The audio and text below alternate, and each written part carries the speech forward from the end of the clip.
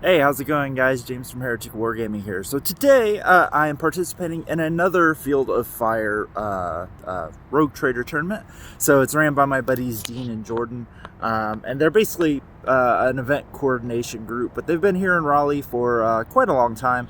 They're well known throughout the community for running really good events, and I will definitely vouch for them. So, as a matter of fact, this was the very first place that I filmed the first everyday life of a tournament player. So, as y'all can tell, I have definitely progressed and changed the way that I do these, and that's more a result of the feedback because I was trying more for a vlog style, and people were like, "Yeah, we didn't really like that." So, but for today, I am bringing Mortarian and friends. And yeah, it's a 3-rounder, and yeah, I'll get inside and then I'll go ahead and start filming and show you guys what I brought and talk to the army and, you know, do my thing. So stay tuned and we'll get to it. So after I finished the videos, got home and started editing stuff, I realized that I did not showcase the army. I just kind of went right into the games. So I'll go ahead and talk over this still photo. So this is the photo I took of the army before we got judged for painting.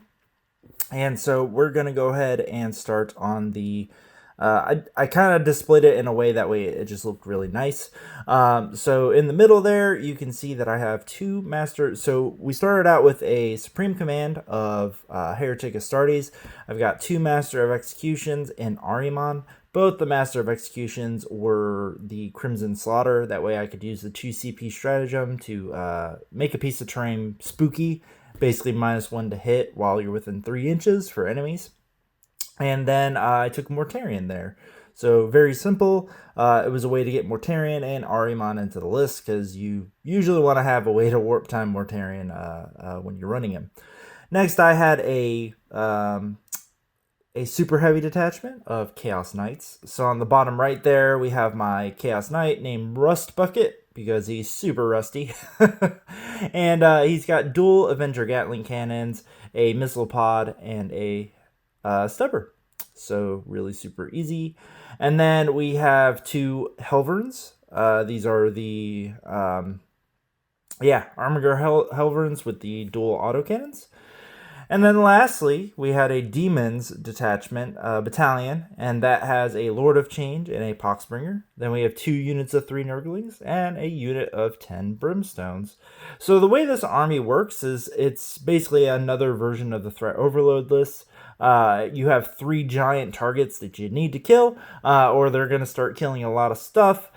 And my hope is most people focus on the Lord of Change because he is the least damaging model of the big 3 ones. But usually, if the Lord of Change can live for any amount of time, while he doesn't do a lot of damage, he's just incredibly annoying and very hard to kill.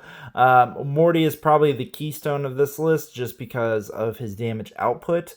And then the Avenger Gatling Cannon Knight was a direct result of thinking that I would be facing lots and lots of Primaris Marines, and he can scoop lots of just mini Marines, or lots of normal Marines pretty easily depending on my opponent's saves. So I bank on them not making a bazillion saves, you know what I mean?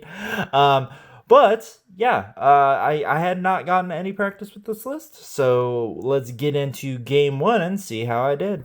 Alright, so first round of the RTT here at Raleigh. I'm playing Jason again. Hi, Jason. How's it going, James? Vengeance.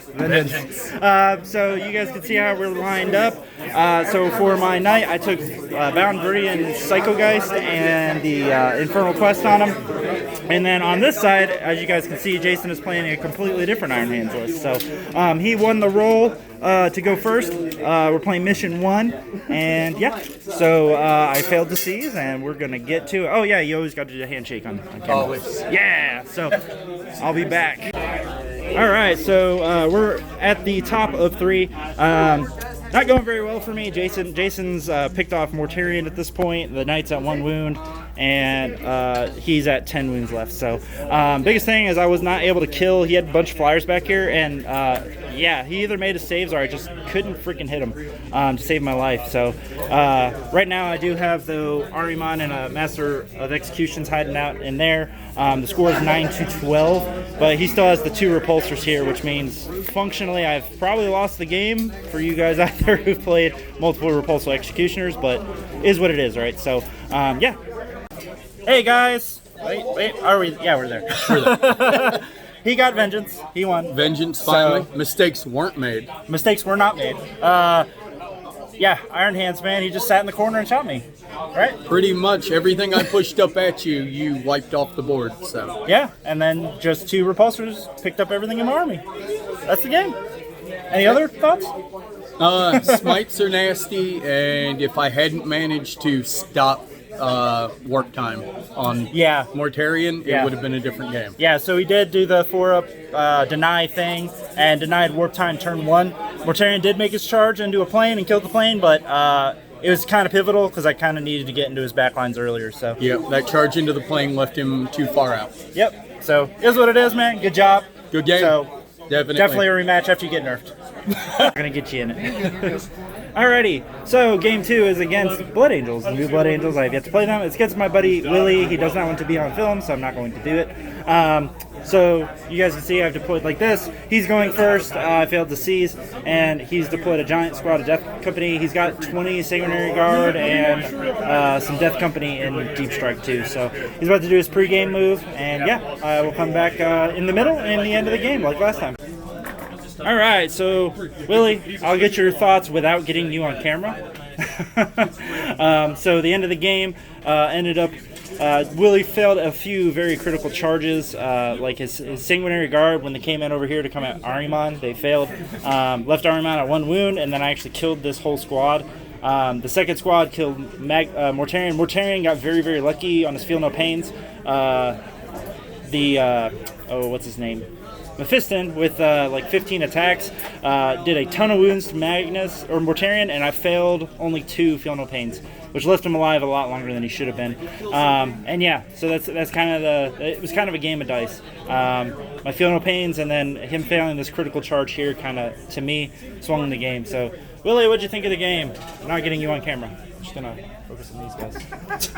I told you I couldn't do it. I can't be on camera. They don't have to black my face out. I don't know. Yeah, Willie. It just bounced off of everything I charged, and it was just really disheartening. But Blood Angels are terrible, so I'm okay with that. I knew I was going to win. I knew I was going to lose 3 games today, so I'm okay with losing. Yeah, I mean, well, it was a good game. Here, can I get your hand in there? You gotta black it out, though. I gotta black out your hand. Yeah. Okay, good game, and I'll see you guys in the 3rd game. Alright, so game 3, as you guys can see on the board right here, is against Brooke. Hi, Brooke. Yeah, and look at this gorgeous Space Wolf Dreadnought army. It's awesome. So he's going first, and yeah, I'll bring you back. We're playing Mission 5 for ITC. Yeah, and I'll come in the middle, and we'll talk about it. So Brooke's moving right now. He's measuring out for his Leviathan. So we are at the top of 3 right now. As you guys can see, the field is really thinned. Brooke is a champion player. I realized I bought the Vow of Dominance, and I didn't realize until he was shooting his last 2 last cannons, and he went ahead and rerolled those for me, so because it would have died and blown up. So he's good for that. I appreciate it. But other than that, yeah, you can see it's basically 2 Leviathans versus that. A lot of fun. So hard. So, sorry, you guys just heard hard. We're sweating right now. It's kind of sweaty back here. But no, great game. Yep. This is Brooke. He's playing this gorgeous Dreadnought, Space Wolf Dreadnought army, which is a lot more imposing than you guys might think. So, what'd you think of the game? It was really close. I wish I'd done a few things different, but it was a really close game. No, it was a good one, 22-21. Yep. It literally came down to me killing his Chaplain Dreadnought. Yep, he had to kill the Chaplain Dreadnought to win. Yep. And he, it just threw him way over. Gave him the kill 1, kill more. Yep. Like otherwise, it would have been like a Yeah, he would have won by a few. For some reason, I picked behind enemy lines, and I did not go behind his lines. My Chaplain Dread had a 3-up save the first time against his Helverins, and then a 4-up against the second Helverin. And I didn't make a single feel no pain. If I made one 6-up feel no pain, he would have lived, and I would have won the game. He would have. One dice. Yeah. It was ridiculous. It was crazy. Yeah, dreads are fun. Yep. So, gotta get the handshake. Yep. Thanks, man. And see you guys at the end. Hey, Heretics. So, this is probably the first time I've filmed laying down. I'm actually really, really tired. It's always a very exhausting day when you have to drive about 4 hours to an RTT. It's 2 hours there and 2 hours back for me. So, now the reason why I'm doing this late at night, so I've gotten home, got out of those nasty clothes and stuff, is because I just want to do it while things are fresh on my mind. So initially I want to go ahead and give a shout out to Dean and Jordan. So they are the event organizers, and they are from Field of Fire Gaming. So highly recommend their tournaments. They're a lot of fun, and they run them. They're pretty much consistent. So every event, you know exactly what you're getting, and they haven't really changed. The neat thing is that this was only an RTT, but it was the size of a GT. There was 32 people there, so which is awesome. Very, very, very stiff competition. We had Chris Blackham there, so he's one of the top, one of the high ranking dudes in the ITC, and so it's very, very stiff. It's not a joke, and it's good. Today, bringing the Morty list out, I initially built this list just because these models were painted, and that's kind of why I built the list that I did, and obviously it worked out in my favor. Getting third best painted was quite the surprise. I was actually not even paying attention when they were announcing prizes, and they called my name, and I was like, wait, what happened? What did I win? So which is really cool. And I've got this little flag thing, so I'll show that off probably on tomorrow's live stream. So filming this on Saturday, and live streams are on Sunday. So overall thoughts, the event was very well run, like always. I love they've got like a big clock up on the wall, and and there's a lot of food venues around that store. So, and the store is actually very nice. Not super well stocked for 40K stuff. Like they have paints, but that was about it. So it's a nice store though, clean and well run. So they have energy drinks and sodas and coffee and whatever you want there. So and then if you want to eat, it's real close by. So check it out. It's Event Horizon Games. Go ahead and give them a shout out here. So now as for my game thoughts, we'll start with round 1 with my buddy Jason. So Jason, played him at the GT for the first time, and yes, mistakes were made the very first game. I know Jason's probably going to end up watching this, so relive the glory, buddy. It was a very, very good game, very close.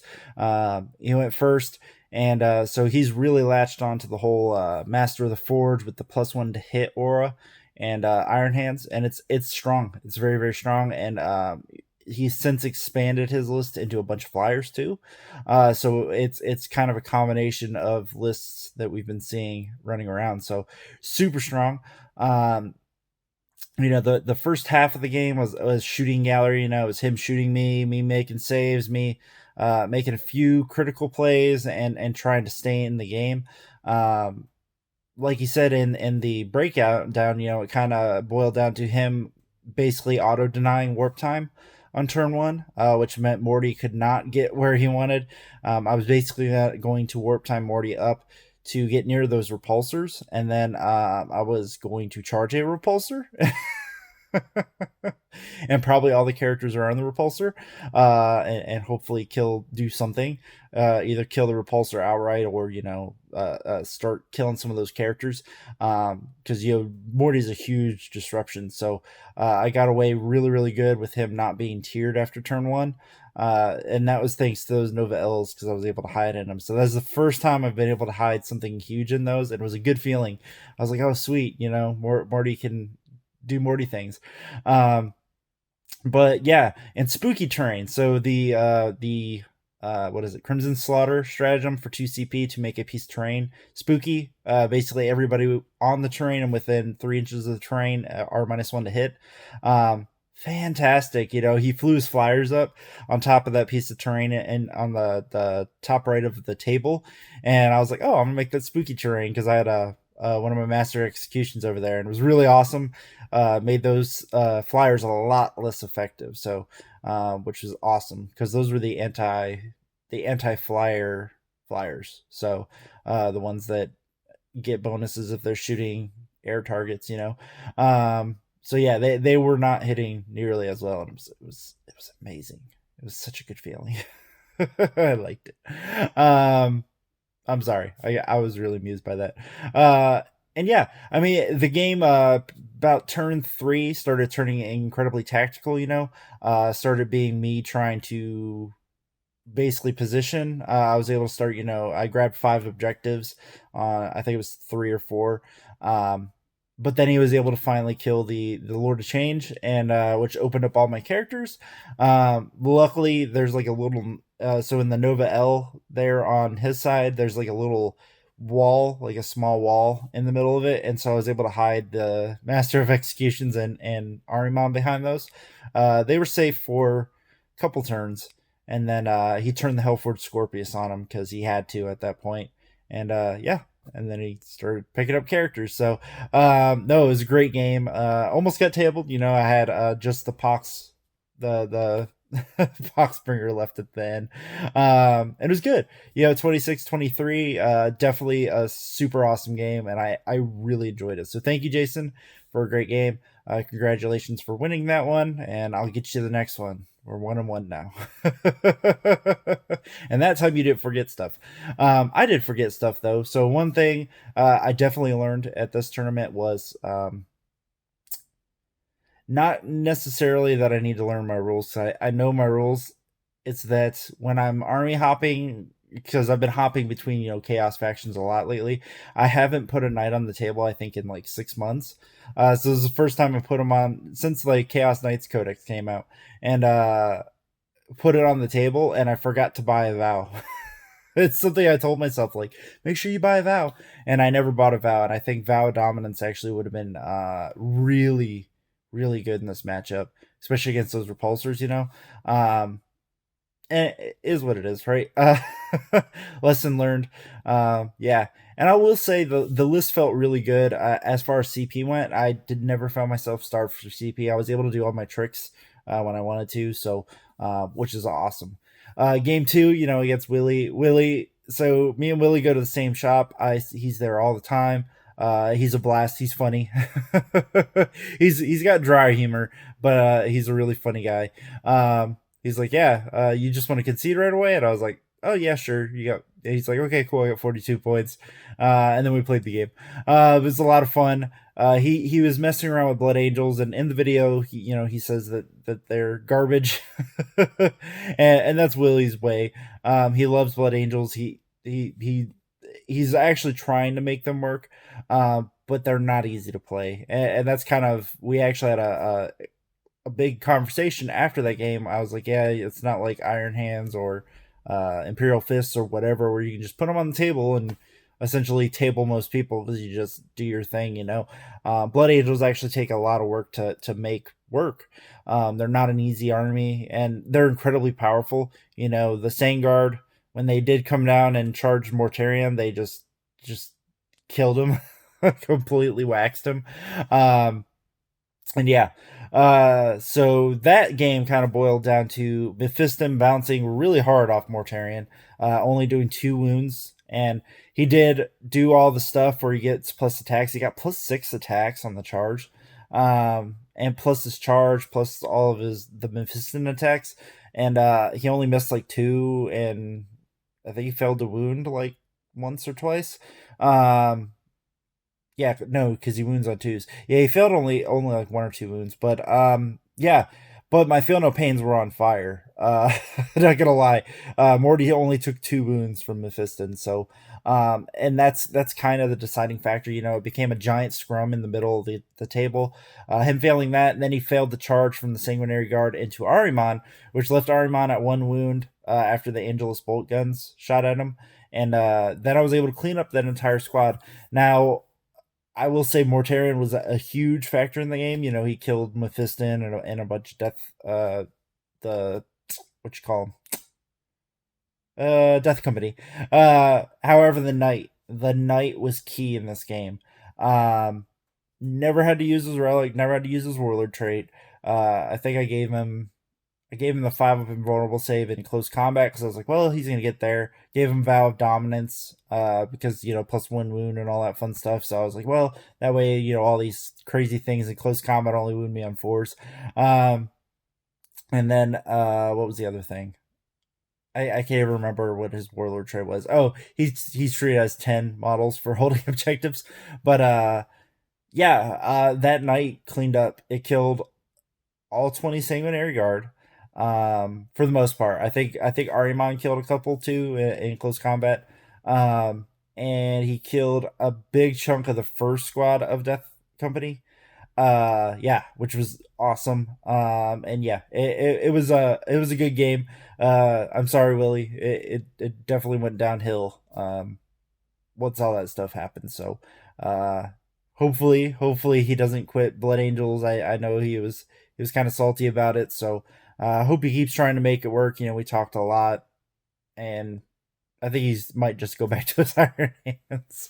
I think that's probably what's going to end up happening for a little while anyway, until he figures out something that he actually likes playing as far as Blood Angels go. So thanks for the game, Willie. I finally got you on kind of camera. You guys can just think about what Willie looks like. And then my last game against Brooke. So Brooke was a great opponent. Completely unique list. When he put it on the table, I was like, is this Iron Hands? He's like, no, it's Space Wolves. I'm like, the hell? What the hell am I facing right now? It was really cool. Gorgeous army. That's why I had to take pictures. As a matter of fact, I'm going to show you a couple pictures. I'll put them in the video. Right now, obviously, I'm not editing the video, but I'll put them in there. That way you guys can see it. We'll just put it in right here. Boop. Yeah. Picture of army. Oh, isn't it beautiful? And here's another picture of his army. It's just a really, really pretty army. Talked to him about it. He got it commissioned. Definitely worth the money because the guy did a fantastic job. Because I was asking about his basing techniques and stuff, and he's like, oh, I did these. So, but yeah, great game. He was a great opponent. He was a gentleman and a scholar, so I did pay for that Vow of Dominance, and I completely forgot about it until his last cannon from Bjorn hit twice, wounded twice. One was a 3 and one was something else. And my knight would have died and blown up. But then I was like, oh, wait a minute. You only wound me on 3s. He's like, well, I don't know how many 3s I rolled. And I was like, why don't you just re-roll those 2 wounds, and then we'll go from there. And he's like, okay, I can do that. And so he re-rolled them, allowed me to roll my save, and the knight didn't take any damage from Bjorn and lived with like 7 wounds. It didn't swing the game, but it definitely made an impact on the game. So thank you for that, Brooke. I'll just go ahead and say thanks for that. That was me just one thing. We'll get into lessons learned here in a minute. So I'll talk about the game. So yeah, it was a major back and forth game. Turn 1, I was able to kill. I killed the 2 Invictor War. No. Yeah, I killed 2 Invictor Warsuits, and I killed his Murder Fang and the other the Storm Shield close combat dude. Morty, man, Morty, when he got up close to all those dreadnoughts, his little aura thing did pretty good. But when I made my charge, I declared on both of the characters behind the dreads, and then the 2 the 2 dreads on the left, Murder Fang and the other one. Completely slipped my mind that Morty's base is so big that and he didn't hug the Leviathans, but he definitely left space for Morty had I declared a Leviathan. And I should have charged one Leviathan. I was thinking like Iron Hands, like they're gonna hit me on fives, which Jason got me with because I forgot that they Overwatch on fives. You always forget because Iron Hands just have so many rules. But yeah, so it was crazy. Morty goes in and starts waxing on these dudes. Pivotally, I forgot all my spells on Morty. I was casting spells. Somebody had come over to talk to me about something, and then I was like, okay, on to shooting, and just forgot to cast Miasma, forgot to cast Blades. Uh, Blades, I don't think would have been too impactful because I killed the 2 dreads, but Miasma would have been a huge factor, especially when it came to the next turn when he was shooting at me. But yeah, so Morty bit it, and it was a great game, back and forth. Actually became very it was very tactical in the fact that it was a lot of distance. So I was measuring constantly to make sure I was outside of range of the Leviathans with the storm cannons with my Helverns, and just kind of throwing shots downrange the whole game.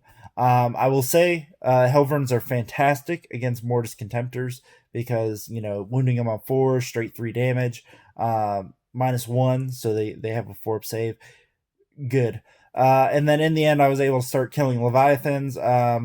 Pivotally, I did not realize what the Armor of Rust did, and I made a key mistake in charging my Master of Executions into the guy with it, and lost the Master of Executions for nothing. And it was the one that I had buffed like crazy. I had buffed the shit out of him so that he would go in and just completely mollywop what he touched. Is what it is. But yeah, Burke was a great opponent, and it all boiled down to the very last turn where literally and he pined over this for like 10 minutes what to do. He ended up running his warlord dude, which was actually a good call, behind into a ruin. By the way, so after I killed the last Leviathan, I had clear line of sight to his headquarters with my Helvern. Shoot, get 12 shot or 11 shots. I hit 9 shots. Or no, it wasn't that many. It was like 5 or 6 shots. But rolled a wound, all ones. All ones. Yeah, I know. Y'all do the math on that. I was like, oh yeah, I should totally kill this dude. And yeah. So he ended up running that Wolfguard, his warlord, into a ruin, and then the chaplain dread, he towed it onto a ruin. So we were playing like the LVO, where basically if you touch the building, you're towed in and you get cover. And so he touched the building and was next to an objective, so he basically got cover. And then yeah, I went ahead and shot at him, and yeah, he failed just enough saves, and that gave a 4-point swing in my favor, which automatically didn't automatically, but it ultimately won me that game. So it was super super close. So yeah, great opponent, Brooke. Look forward to playing you again, buddy, when you get some new fancy rules here in a few months. I think that he's it's actually a very very cool list. I like it. It's different, and it's not a slouch. Like it's not a, like you would look at it and be like, oh, Space Wolves, but yeah, it's really crazy. Because you could do like the Rune Priest with the -1 to hit aura and all that fun stuff. You could do some pretty fun stuff with that list, and I like it. I like all dreads, so a Dreadnought army to me is fun. Is cool. Not maybe not fun, but anyways. So lessons learned, right? So after every event and stuff, you just kind of have to debrief yourself and think. The biggest takeaway I got was need to remember my cards. So reason being, had I put my Vow of Dominance card next to that knight, it would have been so huge. So huge.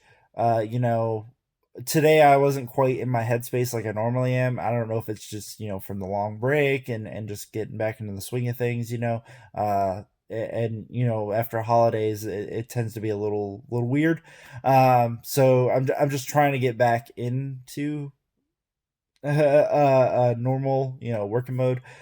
So I was slipping a lot of rules with the knights, and like forgetting which damnations and packs I had rolled and stuff like that. So need to remember my cards. So as a result, I went ahead and bought one of the long cardboard deck boxes. That way I could put all my cards into a deck box and then just put it in my bag. And then that way I have all my cards for all my armies all the time. So that's lesson learned number 1. Lesson learned number 2. I did not like playing this list as much as I thought I would, because I didn't realize until I was walking out the door this morning what books I needed. And it ended up being like 7 different books. So I needed 1,000 Suns, I needed Chaos, Vigilance Ablaze, I needed Death Guard, I needed Demons, I needed the main rule book, and Chaos Knights. So 6 books to play this army. And people were making fun of me. They were like, "Oh, you've got your library," and that's literally what I was carrying around with me, and it was not fun because I was having to fish around and get books. Because, like I said, I wasn't completely in my headspace, and I was playing a lot of stuff that I'm not entirely used to. So I was trying to figure out how many attacks stuff had, and whatever, and making mistakes left and right. Forget Mortarians, or it was a lot of things that I like track. You know what I mean? And especially because I'm not too used to playing a lot of the stuff. It's been so long since I played like a knight that I kind of did it to myself. But so yeah, I went ahead and bought a deck box that way I can circumvent that. And number 2, I think from now on I'm gonna like limit myself on how many books I can use because it was a whole lot to track. But it was still fun. I didn't like it because just there were so many things, but it was still a lot of fun. Number 3. So number 3 will be secondaries. So every single game I took behind enemy lines because I was like, oh, I need to be up in their face, fighting them, getting it. And I think over the entire tournament, I scored 2 points. No, 5 points in behind enemy lines. Against Willie, I didn't get any points until the beginning of 4. Because then I had moved into his deployment zone. So behind enemy lines was not a good secondary. I don't know why the hell I kept picking it. That's actually a huge factor in that last game, why it was so critically close. Because had I taken Headhunter, I would have almost maxed that out. And it was, or Marked for Death or something, you know what I mean? I did really, really terrible at picking secondaries today. So not gonna lie, it was really bad. So I think that comes more naturally when you play a list more often. Literally, I cobbled this together and took it to a tournament, and that's not necessarily the best way to play a list. Usually you want to get a few games under your belt. With the Nurgle Knights, I got like 5 or 6 games, so I felt comfortable with them. With the Demon Engines, obviously, I had a ton of play time with that. With the TJ Lanigan list, I think I tested it 1 game, but there wasn't too much like record keeping like this army had. But yeah. So I definitely from now on, like, I'm not gonna just cobble something together and then take it. I'm gonna put it on the field at least once and figure it out. You know what I mean? As a result of that, I need to paint more stuff. So I'm gonna start trying to branch out and start painting the stuff that I more commonly use. So I need to get my obliterators finished. I want to go ahead and finish the Helldrakes. That way I can start testing out the new demon engines, stuff like that. Yeah, so that's another lesson learned. And then I guess lesson number 5. Let's see. Lesson number 5. Don't underestimate things. There we go. If you guys have been a fan of the channel for a while, been watching me, I got tabled by Grey Knights, and a lot of people would make fun of me for that and be like, man, you're a terrible player. And maybe I am. But with that, if you underestimate somebody or underestimate an army, you hear, oh, this is garbage, or you haven't played it in a while, and you just kind of get into that lulled sense of, this is going to be easy. I'll tell you, a good player with a solid army, even if the army's considered weak, can definitely give you a run for your money. Brooke, rightfully so, would have totally earned that game. Had he won it, totally would have earned it, and awesome. And it was Space Wolves, and I'm sure I would have gotten a lot of crap for it. I played Blood Angels today, and yes, they did just get new rules, and they're incredibly powerful in the right circumstances. But I did underestimate, what Willie's guys could do. The Sangard coming in with their auto 2 damage thing and 3d6 charges and blah blah blah blah blah. Just bonkers, sorry, like my nose all of a sudden got really, really stuffed. And yeah, it's just don't underestimate stuff, definitely learn that, just don't underestimate things that you don't normally face. Take everything seriously. If you go into a tournament, I mean, I'm a very serious person when I go to a tournament because I get very, very focused. So not trying to be a dick or anything, but I just get very, very focused. And yeah, I mean, I definitely I'd never played Brook, and then I saw Space Wolves, and I just immediately was like, yeah, it's gonna be nah, no problem. And it wasn't. It was a struggle. Every single game today, I went second. Every single one. And it's cool because it kind of showed the resiliency of the list. In no game did I lose. Well, let's see. I didn't lose the Knight turn 1 in any game. Obviously, I didn't lose the Lord of Change, and I didn't lose Morty first in any game. So, yeah, it's a win. So for the list, this part is going a little long, so I apologize. So for the list, a lot of things to take away. Really enjoyed the Master of Executions. They're incredible for 60 points.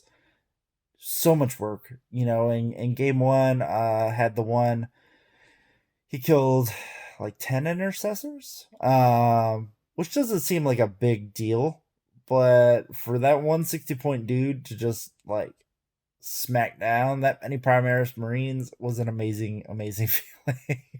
It was so good. Game two, the one killed Lamarty's, charged him and just killed him by himself, and that was that. So he killed an HQ that was worth pretty much the cost of the 2 massive executions, and mostly they were relegated to babysitting objectives, but they punch really damn hard. Game 3, they killed an Evictor Warsuit, they killed a Leviathan, and then I fed one to his dude. But no, super awesome. They did so good. I'm toying with, doing the Red Corsairs Battalion and figuring out a way to work that, because I think they would play incredibly well with the advance and charging. Because I found myself wanting to advance them, the later the game went, because I wanted to get them up the field. But at the same point, I couldn't charge them then. So, and I think that would lend themselves very, very, very well to those. Fantastic. Morty was, Morty's Morty. He's incredibly swingy one way or the other. I love putting him on the field. He looks gorgeous. But I kind of start regretting it about the halfway through most games. Because I'm like, man, he's just so many points. And yes, he can completely win you a game, but he just gets shot the whole game. And it's very nerve wracking.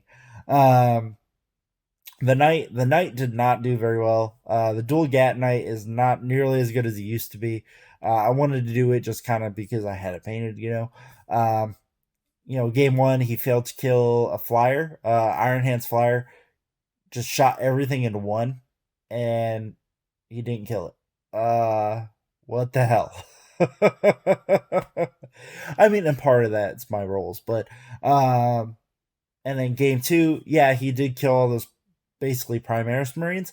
And then game 3, he finished off a Contemptor and then stomped a Invictor Warsuit. And that was it. And then he died. So the Knight didn't do too well. The Helverins, overall, I was not impressed by them. They don't play well into the Marine meta because of the AP -1. The straight 3 damage is fantastic, But I shot both of them multiple times into the Iron Hands Flyers, and yes, Jason was rolling pretty good, but they just couldn't do anything to the Flyers. Like it took me like 2 turns, and they finally killed one. Game 2 literally did nothing because Willow's hiding in a building, and I couldn't. Oh, I could shoot him at the Sanguinary Guard. That's what ended up happening, and that was it. And then game three is where they actually showcase what they can do, because the Contemptor Dreadnoughts were like a perfect option for me to shoot at, and that ended up working out very, very well for me. Yeah. And then for the Demons detachment, Poxbringer was actually he always does really well. Either throwing a smite or healing something every turn, and that's kind of what he did. Not once did I get to charge into something and use his AP -3 sword. I was going to do that last game, but ended up not happening. Lord of Change is just a giant bullet sponge, and that is literally his whole job, was to do that and get me Gaze of Fate every turn. And he did it. Overall, though, his damage output is still terrible. Let's see. What did he kill this tournament? So he failed to kill a unit of Eliminators. So there's that. He failed to kill a unit of Intercessors. He killed 2. So there's that. He failed game 2. He didn't die, and he took a turn and a half to kill a drop pod, or pretty much a whole turn to kill a drop pod. So there's that. And then the last game, so I swung his sword at the Invictor Warsuit, turn 1 when he had charged me, and did like 2 wounds or something like that. Like, his damage output is so bad. For 250 points, the biggest saving grace for him is he's just a giant sponge of bulletliness. He soaked up so many storm cannon shots that last game. It was just dumb. He's soaking up the big cannons from the repulsors with the 3 of them roll save, and I was like, yeah, this is awesome, but overall, he's just like, meh. It was fun putting him on the field, though, and he was gorgeous, and I think he was a big part of me winning the third painted. So in the future, I'm definitely going to be playing more with the Master of Executions. I was so impressed by those dudes. So impressed. The Knights are officially being shelved for a while. I did pick up a third Knight. I'm going to go ahead and build it. Maybe if I get my melted cannons and I get them, converted up and painted, maybe you guys might see them. But I'm going to hold off for a little while and just kind of wait to see what pans out. The fact that I have 3 now is fantastic, because that means I can run just whatever variation of Knights. Finally. I've been holding off on a triple Knight list because I only had 2 Knights forever. So and also I love building Knights, so the fact that I'm going to get an Imperial Knight and I get to desecrate the shit out of it, it's going to be amazing. Oh my god, I can't wait to be on stream just tearing this Knight apart, making it all Nurgly. Yeah, all my Knights are Nurgle. And yeah. Oh, and I did find out today that I'm called Nurgle Guy in some circles, so that's fun. But anyways, I hope you guys really enjoyed this video. I enjoyed bringing it to you guys, and I enjoy going to these tournaments and bringing you guys these debriefs, basically, of the event. So as always, if you guys enjoyed this video, check us out, subscribe, check us out on Discord, and most of all, just be a part of the community and go out there and play games. And yeah, so I will see you guys in the next video here at Heretic Wargaming.